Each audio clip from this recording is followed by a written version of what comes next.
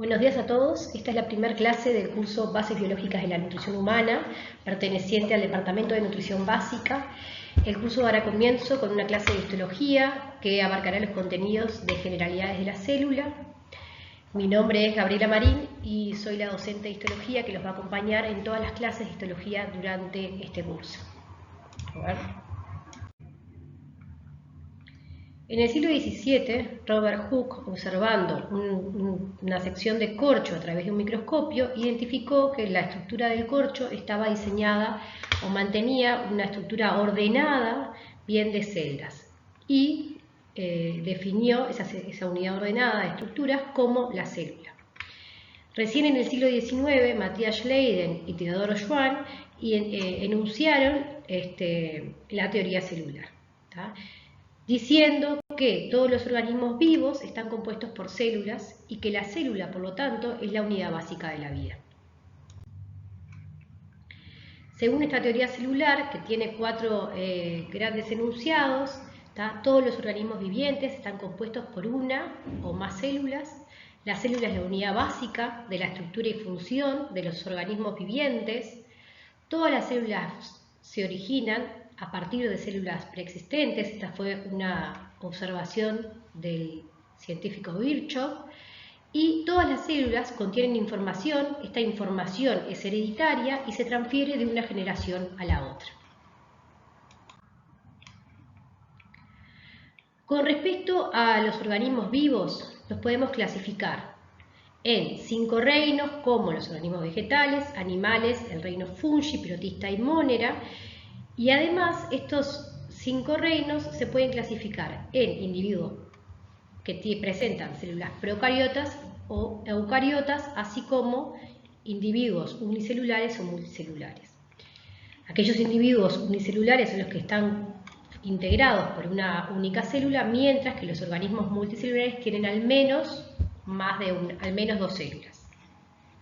Bien, y ahora vamos a ir viendo las características que identifican quiénes son organismos procariotas y quiénes son organismos eucariotas. También podemos clasificar a los organismos según el ciclo energético que tienen, como individuos heterótrofos y individuos autótrofos. Los individuos heterótrofos nosotros los humanos somos individuos heterótrofos, aquellos individuos que obtienen sus nutrientes o su energía a partir de nutrientes que extraen del medio externo. Mientras que los autótrofos son aquellos organismos que son capaces de sintetizar su propia fuente de energía. Y es el caso de las plantas, las algas, todos los organismos vegetales. También los podemos clasificar según su metabolismo en organismos aerobios, aquellos organismos que necesitamos el consumo de oxígeno, de aire, para poder vivir, y aquellos organismos que son anaerobios, quienes pueden vivir en ausencia de oxígeno. Cuando hablamos de las células varían en sus componentes químicos. Sin embargo, todas las células presentan aproximadamente un 70% de agua. Podemos encontrar en las células sales y los iones que salen de estas sales, proteínas que van a formar tanto la estructura de la célula, pueden participar en los procesos enzimáticos, en la deseñalización de las células o estar presentes en la forma de anticuerpos. Las células también están compuestas por lípidos que también van a formar parte de la estructura, tienen la función de ser reserva energética para todo lo que es el metabolismo celular, y también están asociados a la función de señalización celular. Los hidratos de carbono también presentes en las células cumplen también función estructural de reserva energética inmediata y de señalización. Y por último, todas las células presentan ácidos nucleicos, que son la base química de la herencia, el código genético, y también participan en la señalización celular. Voy a hacer esto. Las células pueden absorber, secretar, excretar, respirar, pueden reaccionar a determinadas sustancias con irritabilidad, son capaces de generar patrones de conductividad, contractibilidad y se pueden reproducir. Todas estas propiedades son vitales para la función celular, pero todas estas funciones están desarrolladas de diferente manera en cada uno de los tipos celulares. Quiere decir esto que no todas la gran mayoría de las células son capaces de reproducirse y se reproducen. Lo que puede cambiar es la tasa de reproducción que tienen. Algunas células tienen la capacidad de contraerse mientras que otras no. Unas la capacidad de conducir impulsos mientras que otras no. Bien, unas pueden secretar sustancias irritables o reaccionar a determinados estímulos y algunas otras no. Entonces, toda la fisiología celular, si bien de manera general tiene una función común, entre ellas para tener un metabolismo o una fisiología celular diferente que va a estar bien asociada a las diferentes funciones que van a cumplir cada una de las células. Se pueden estudiar las células utilizando diferentes aproximaciones. Si, por ejemplo, queremos extraer las células de los tejidos o queremos obtener los organelos internos que están dentro de las células para estudiarlos, se puede hacer uso de la centrifugación diferencial, que es una técnica de la biología que permite, a través del centrifugado de los tejidos, obtener las estructuras según la densidad. Bien, que es este esquemita que les dejé acá, bien, donde podemos ver que utilizando diferentes velocidades de centrifugado podemos obtener diferentes estructuras celulares. Es muy importante que tengan claro que nuestro ojo no es capaz de observar las células en su estructura completa, por lo que para poder observar necesitamos un sistema de amplificación utilizando microscopía. Bien, y además depende del tipo de estructura que queramos observar o depende de las características particulares de lo que estemos estudiando y lo que queramos ver, podemos hacer uso de diferentes técnicas. Les dejé acá en esta diapositiva 3 imágenes que muestran diferentes tipos de microscopía, bien, con diferentes técnicas para que tengan una idea de que se puede usar, por ejemplo, técnicas de inmunohistoquímica y fluorescencia, donde se marcan con algunos anticuerpos o con anticuerpos específicos, mejor dicho, estructuras particulares que se quieran observar. Se pueden utilizar técnicas de tinción, donde usando dos colorantes podemos identificar estructuras que son más ácidas, más básicas, que presentan azúcares, lípidos o cualquiera de las macromoléculas celulares. O podemos utilizar la microscopía electrónica de barrido, que es la imagen que estamos viendo acá, que nos permite ver la superficie celular y no el interior de la célula, ¿tá?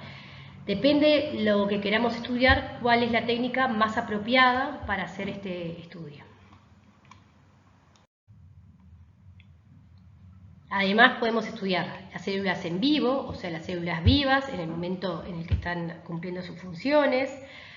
Podemos hacer tinciones de estas células vivas y de algunos de estos elementos.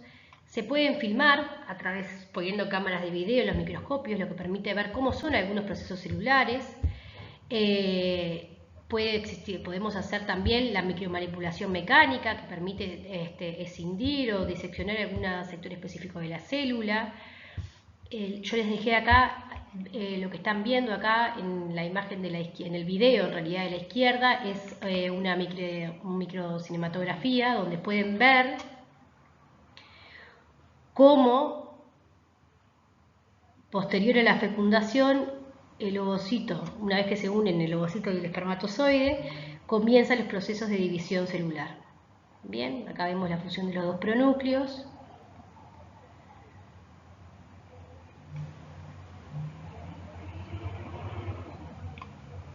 Y si quedan mirando un ratito más, van a ver cómo empieza a dividirse la célula.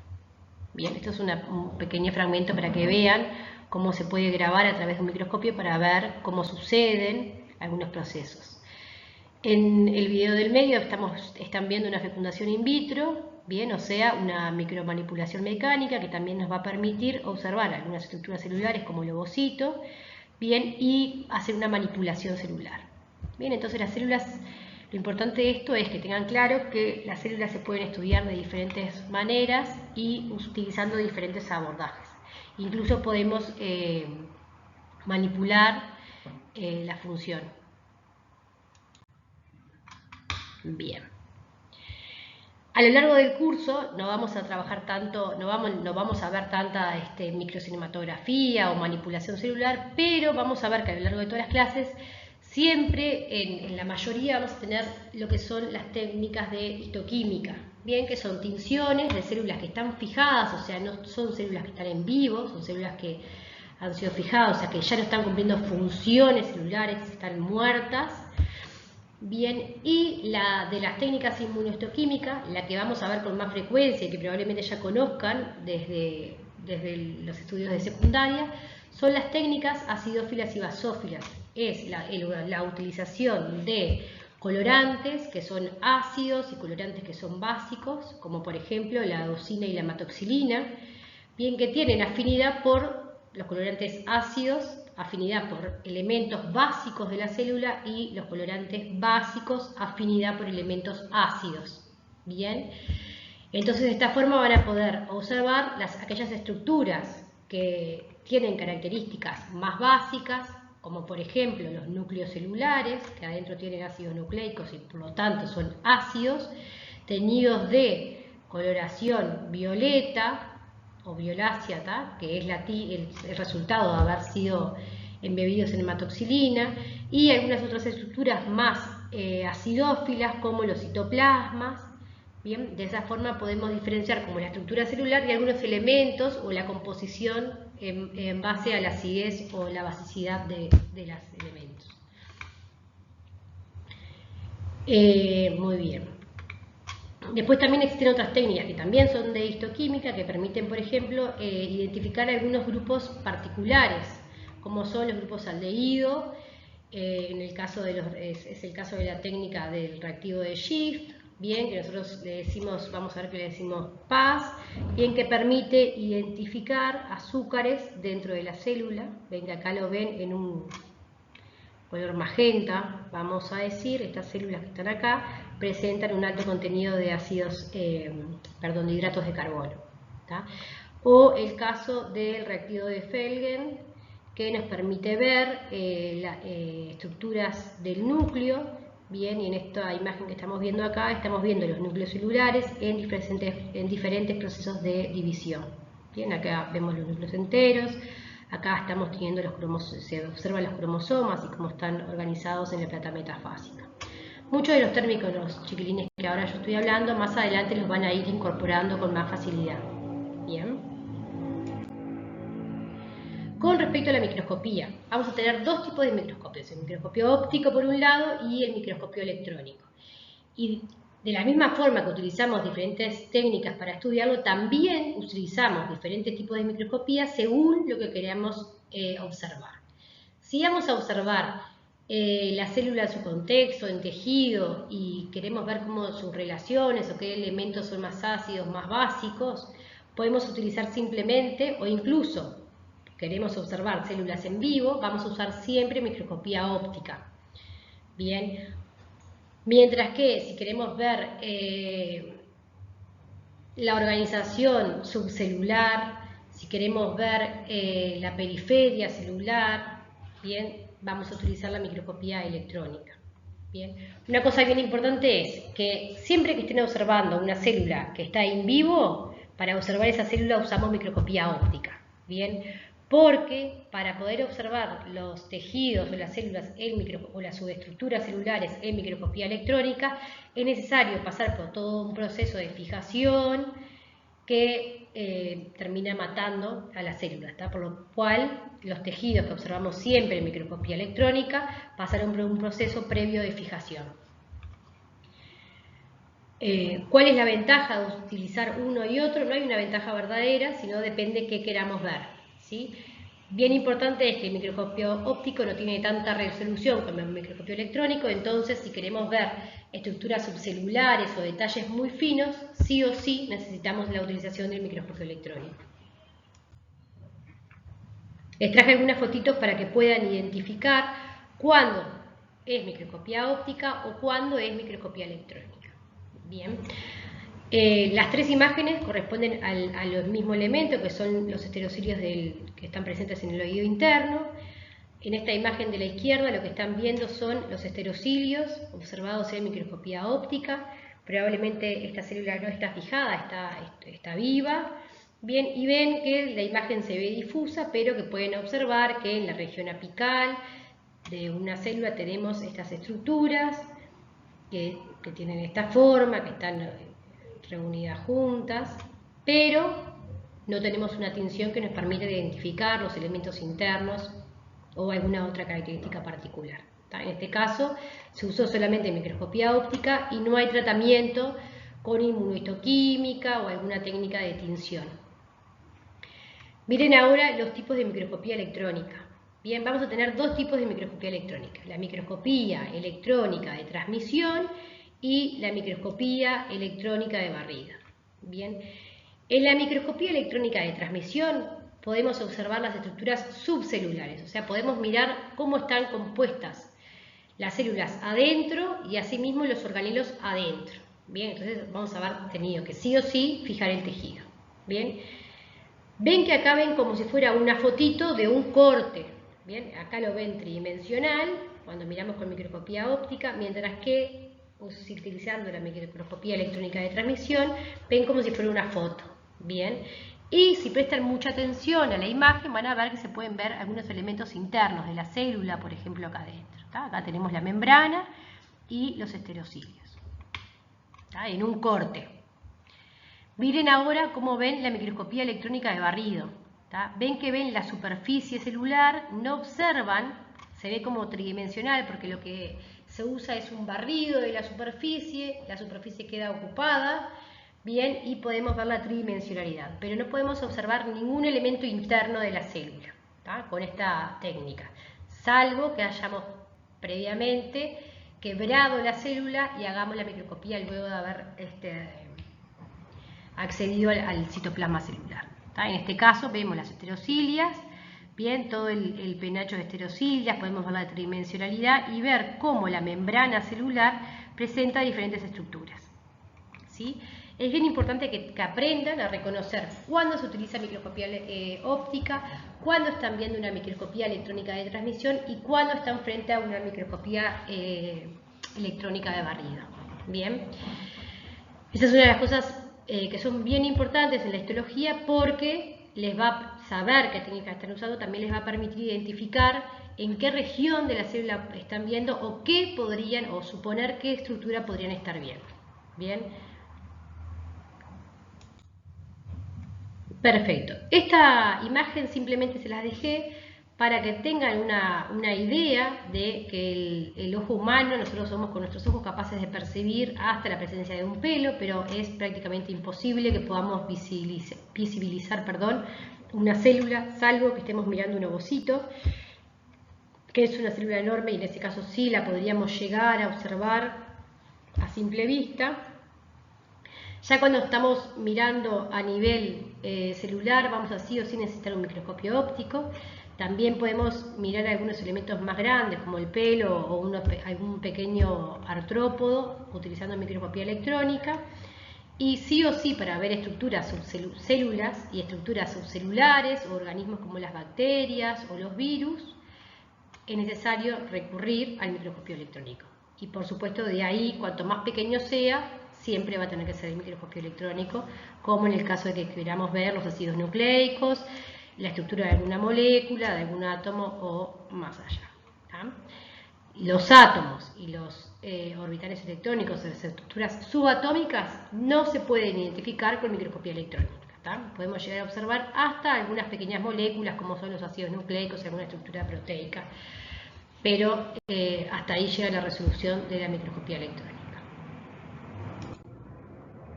Bueno, vamos ahora a ahondar y a centrarnos bien en los tipos celulares y vamos a ir a medida que avanzamos en la clase a reconocer los dos grandes grupos de tipos celulares que podemos encontrar, que son las células procariotas y las células eucariotas, e identificar las principales características de cada una de ellas. De forma que la idea es que cuando terminen esta clase puedan identificar, según lo que están observando, si una célula es procariota o una célula es eucariota. Bien, en la imagen de la izquierda ven una célula procariota. Bien, las células procariotas son aquellas células que tienen una pared celular, que acá está representada en verde. Bien, presentan por dentro de la pared celular una membrana celular representada en amarillo. Siempre las células tienen un citoplasma, que es el lugar en el que está por dentro de la membrana celular y en el lugar donde vamos a encontrar el contenido interno o las estructuras que van a permitir que la célula funcione. En el caso de las células procariotas, una característica bien importante es que no presentan organelos membranosos en su citoplasma celular. ¿Qué quiere decir esto? Quiere decir que, por ejemplo, tienen el ADN desnudo, que es lo que está representado acá en rojito. Bien, puede existir la presencia de plásmidos, que son ADN de ácidos nucleicos, mejor dicho, de forma circular, este anillito que ven acá. Bien, y podemos encontrar, por ejemplo, otros elementos como son los ribosomas libres en el citoplasma. A medida que avancemos vamos a ver cuáles son, en la medida que avancemos en las siguientes clases, vamos a ver cuáles son las funciones de cada una de estas subestructuras celulares. Bien, y después podemos encontrar otras estructuras que depende de qué tipo de célula procariota puede estar presente o no, como ser el caso del flagelo o el caso de las cilias o vellosidades diferentes. Bien, miren qué diferente y qué organización con una complejidad diferente tiene la célula eucariota. La célula eucariota, por definición, son aquellas células que tienen una membrana celular y además tienen organelos membranosos. ¿Qué quiere decir esto? Quiere decir que dentro del citoplasma vamos a encontrar compartimientos subcelulares que están limitados por una membrana celular. Bien, entonces, siempre que observen un citoplasma donde veamos subcompartimientos, vamos a estar frente a una célula eucariota. El compartimiento que se ve en muchos tipos celulares de más grosso modo y es más fácil de identificar es el núcleo. Bien, que es esta estructura de acá, donde tenemos la información genética que es hereditable, o sea, los ácidos nucleicos, bien, principalmente el ADN en formato de cromosomas, delimitado por una membrana celular, que en el caso del núcleo se llama membrana nuclear. Y vamos a encontrar en el citoplasma, que es lo que está acá en celeste más clarito, varios organelos, todos ellos, o la gran mayoría, mejor dicho, delimitados por membranas. Es el caso de los lisosomas, estas estructuras en celeste más intenso. Es el caso del retículo, estas estructuras en amarillo. Vamos a tener dos tipos de retículo, el retículo endoplasmático rugoso, que es el que está representado acá con estas estructuras rojas, y el retículo endoplasmático liso, que tiene ausencia de estas estructuras. El aparato de Golgi, este organelo en forma de cisternas, las mitocondrias, también organelos membranosos, los peroxisomas, muy similares en estructura a los lisosomas pero de menor tamaño. Y después podemos encontrar elementos que están presentes en la célula eucariota pero que no son organelos membranosos, como todos los elementos que van a formar parte del citoesqueleto. Acá en este diagrama de una célula eucariota se ven acá, por ejemplo, los microfilamentos, bien, pero es simplemente a modo de ejemplo. Vamos a ver que tenemos otros elementos pertenecientes al citoesqueleto. Bien. Con respecto a la célula eucariota, les puse acá dos micrografías. Tendrían que, después del ejemplo que les puse de los diferentes tipos de microscopía, identificar si están hablando de microscopía electrónica de transmisión, de microscopía electrónica de barrido o de microscopía óptica. Entonces, vamos a repasar esto. Acá estamos viendo una célula procariota, bien, en el cual vemos una imagen que no es tridimensional. Bien, en ambos casos estamos viendo una Escherichia coli, que es una bacteria. Bien, y podemos observar que no es tridimensional y además ver algunos componentes internos. Si bien no los podemos ver con claridad, tiene sentido porque no hay organelos membranosos y vemos como difuso el interior, pero vemos bien claro que hay estructuras internas, bien, y que no hay tridimensionalidad. Como estamos viendo adentro de la célula y lo vemos de forma plana, podemos decir que estamos viendo microscopía electrónica de transmisión. ¿Tá? Que siempre que les pongamos una imagen o que estén estudiando de los libros y vean la abreviatura MET o TEM, están hablando de eso. Es TEM cuando es en inglés y es MET cuando está en español. ¿Bien? Que es microscopía electrónica de transmisión. Bien, miren lo que pasa cuando estamos observando las mismas estructuras, o sea, las mismas bacterias, perdón, Escherichia coli, bien, pero ahora vemos una gran población de estas bacterias y no podemos ver nada interno, vemos una imagen que es tridimensional, ¿sí? Y vemos solamente la superficie. Entonces estamos frente a una microscopía electrónica de barrido, ¿tá? O MEB, ¿sí? Nunca vamos a poner en las imágenes toda la frase porque nos ocupa mucho espacio y no es tan práctico. Entonces se van metiendo en la idea de que siempre que es MET es electrónica de transmisión, siempre que es MEB es electrónica de barrido y cuando se encuentren con MO es microscopía óptica. Bien. Las células eucariotas podemos encontrar de dos tipos. Las células eucariotas animales, que son estas que están acá a la izquierda, con todos los organelos que podemos encontrar adentro, y las células vegetales, este esquema que está a la izquierda, a la derecha, perdón. Es bien importante que identifiquen cuándo la célula es animal y cuándo la célula es vegetal. Si en este curso vamos a hablar de la histología del humano, bien, entonces siempre vamos a estar tratando con células eucariotas animales. Pero es importante que sepan cuáles son las diferencias que tiene la célula animal de la célula vegetal. Vamos a pararnos en la célula vegetal porque es la que tiene organelos membranosos bien diferentes a los nuestros. Si bien la mayoría de los organelos que tiene son iguales, como el núcleo, el retículo endoplasmático rugoso y liso, el aparato de Golgi, tienen también presencia de mitocondrias, peroxisomas, los elementos del citoesqueleto los compartimos también, y la membrana plasmática, que es esa estructura en verde claro que tenemos acá adentro. Las células vegetales tienen, y nosotros no, una pared celular que es rígida, esta estructura de acá. Presentan estos organelos fundamentales para la existencia de las células vegetales, que son los cloroplastos.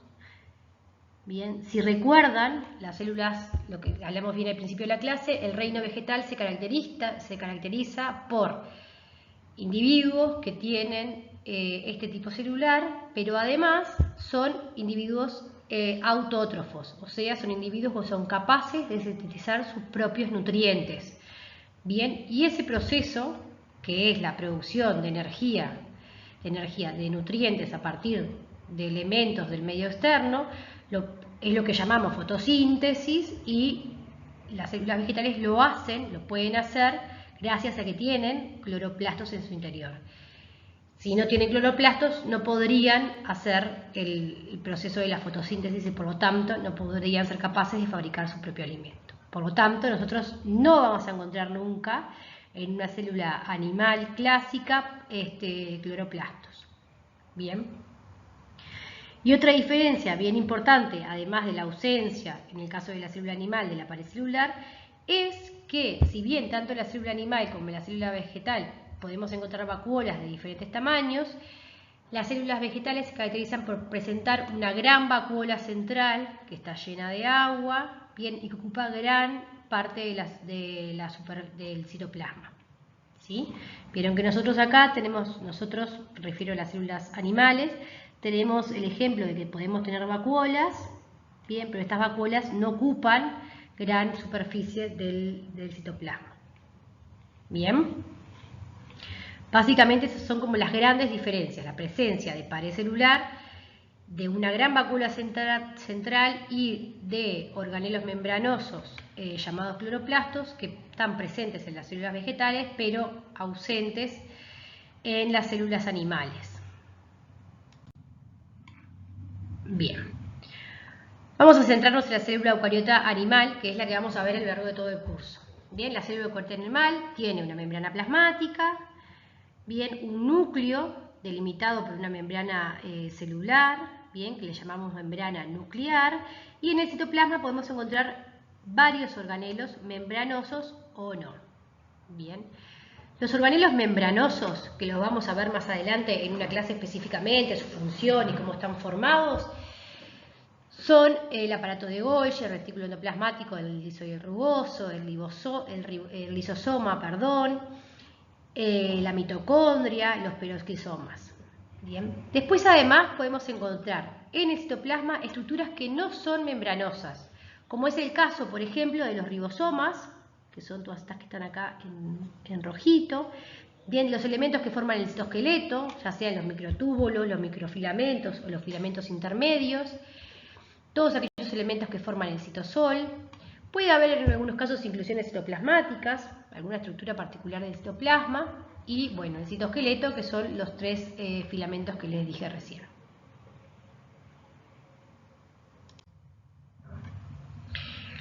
Les dejé acá para que cuando repasen solos en casa tengan una tablita con las principales características de las células procariotas y de las células eucariotas, a qué tipo de reinos pertenecen, qué tamaño más o menos adquieren, el tipo de metabolismo que podemos encontrar que tienen, los organelos, el tipo de ácidos nucleicos y cómo es la estructura de estos ácidos nucleicos, de los ácidos nucleicos, particularmente del ADN, del ARN y las proteínas, qué encontramos en el citoplasma, cuáles son las formas de división celular que tienen las células procariotas y las eucariotas, cómo se organizan en cuanto a organismos. Bien, siempre los organismos de células que están formados por células procariotas son unicelulares, mientras que los eucariotas pueden ser unicelulares o pluricelulares. Algunas otras características secundarias, cuál es la principal forma de locomoción y el principal método de división. Bien, esto es bien importante que lo tengan claro para que puedan identificar las principales características de las células procariotas y de las células eucariotas. Bien, y para ir terminando la clase les traje microscopías con técnicas de hematoxilina y eosina de diferentes estructuras celulares para que puedan ver cómo las células eucariotas en diferentes tejidos van a tomar diferentes formas. Bien, y en las próximas clases, cuando vayamos viendo los organelos, las membranas celulares y empecemos las clases de tejidos, vamos a ver que las células pueden adquirir formas diferentes, organización diferente, estructura diferente, y de esta forma van a cumplir también dentro de nuestro organismo funciones diferentes. Acá en la imagen de la izquierda tenemos células del epicardio, en realidad un corte de epicardio, donde vemos que la región superior de este tejido está formada por células planas. Bien, estas estructuras son los núcleos y esto que se puede ver así delimitado son estas células planas. Por debajo vemos que tenemos células con diferentes formas, pero ya no son planas. Seguramente algunas sean elípticas, algunas sean cúbicas, bien, eso podemos diferenciarlo más adelante. Pero en el caso del epicardio es un tejido plano, bien, porque estas células son planas. Después vamos a aprender más a fondo cómo identificarlos. Miren el caso de un corte de intestino delgado, donde pueden ver que las células que dan a la luz del órgano, acá está la luz y acá está el resto de los tejidos, adquieren una forma cilíndrica. Estos son todos los núcleos que están organizados como una especie de hilera. Bien, acá vemos la membrana basal, algunas estructuras características de la región apical de la célula, pero la célula ocupa toda esta estructura. Ven que con esta extinción es muy difícil identificar una célula de la que está al lado, pero podemos identificar que acá hay un núcleo, otro núcleo, otro núcleo, otro núcleo, y como cada una de estas células tiene un núcleo solo, sabemos que hay varias células. Este es el caso del epitelio de revestimiento del intestino delgado.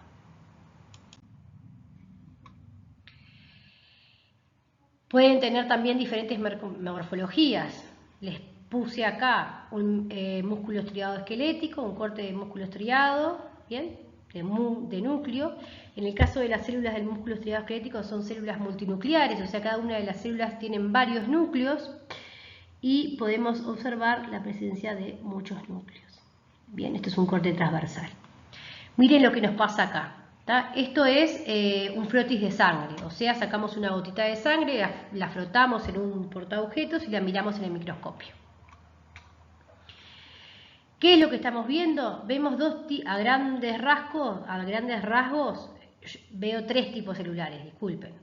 Veo una gran población de estas células que están por acá, una población menor de estas células pequeñitas que están aisladas y una única célula central en esta región, ¿no? Si nos movemos por el microscopio podríamos ver otros tipos celulares. El caso de la sangre, que es un fluido que presenta varios tipos celulares, la estructura celular que presenta el mayor número son los glóbulos rojos o eritrocitos, ¿tá? Que particularmente son células anucleares, o sea que no tienen núcleo, y son estas especies de estructuras que vemos acá con un centro blanquito. No es que esté blanco el centro, sino que como tiene estructura de disco bicóncavo, como podemos ver acá que está uno de costado, bien, la luz le pega ahí y parece que no hubiera nada, pero es la concavidad. Bien, este que estamos acá es un glóbulo blanco, vieron que es de mayor tamaño y sí tiene núcleo, esto que ven acá bien basófilo en el centro es el núcleo y estas estructuras pequeñas de por acá son plaquetas. Bien. Entonces van viendo que si bien identificamos las células eucariotas con las principales características y los principales organelos que tienen, depende de la función que cumplen en el tejido que estemos, van a tener forma, tamaño, la relación entre el núcleo y el citoplasma diferentes, ¿tá? Y características estructurales bien diferentes que están bien asociadas a la función que va a cumplir cada una de estas células.